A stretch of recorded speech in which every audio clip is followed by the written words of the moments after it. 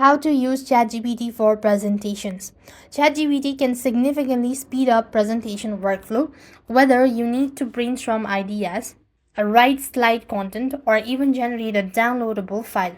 The most common way to use ChatGPT is as a collaborative partner for drafting fees.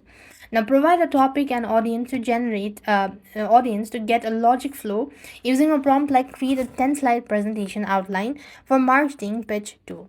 So what I want to do is I'm just going to go ahead and type in the prompt.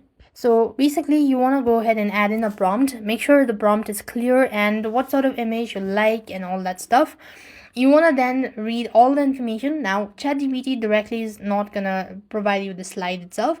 So what you want to do is you could just copy paste the points that the ChatGPT provides and use it in the slide.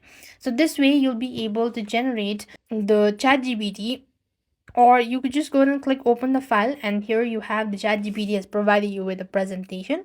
So this way you can use ChatGPT for presentation itself. So I hope the video was helpful. Make sure to like, share and subscribe. Thank you for watching. See you in the next video.